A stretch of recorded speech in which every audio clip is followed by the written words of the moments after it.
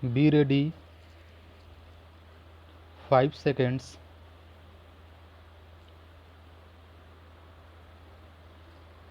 Start. A copy of the note dated 1st July 2014 issued by the respondent is attached hereto and marked as R1.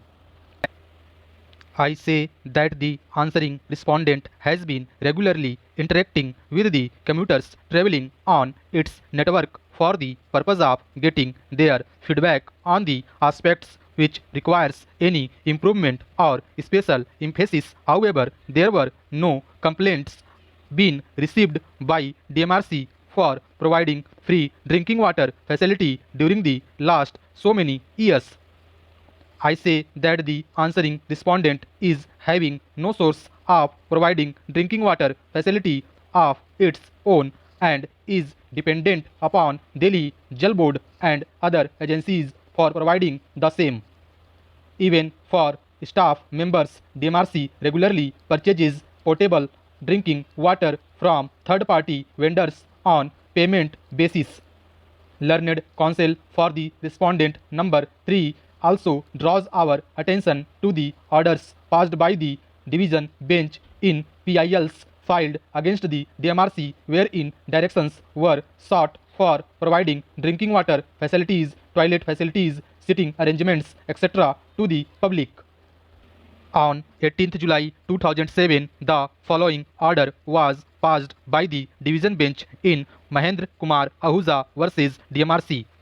We have heard the learned counsel appearing for the parties on this petition praying for a direction to the respondents to make toilet facilities available at all Delhi Metro railway stations.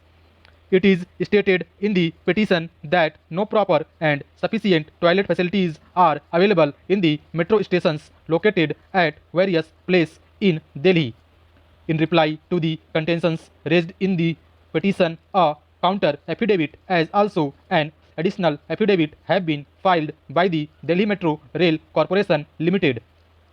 It is pointed out in the said affidavits that out of the total 58 stations, toilet facilities are available in 45 stations and only 13 stations do not have toilets.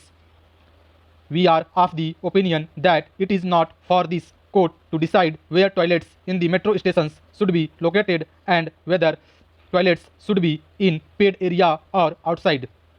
These are matters for Delhi Metro Rail Corporation to decide, keeping in mind hygiene, cleanliness, public convenience, and other aspects.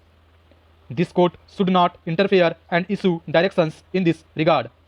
It is further stated that out of the said 13 stations, the corporation has taken a conscious decision and has drawn up a plan for having toilet facilities in the 9 stations. So far as the remaining 4 stations are concerned, it is stated that due to space constraint, it would not be possible to have any toilet facility in these stations.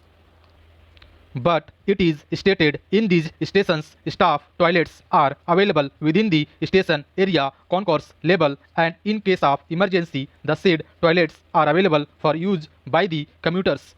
We accept the aforesaid statement.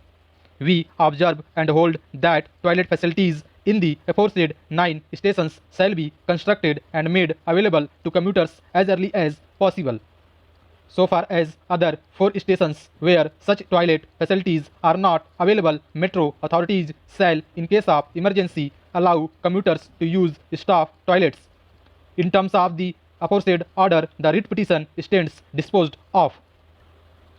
In view of the aforesaid, there is no jurisdiction or warrant to proceed with the matter any further. Accordingly, the writ petition, being devoid of merit, stands dismissed without any order as to cost.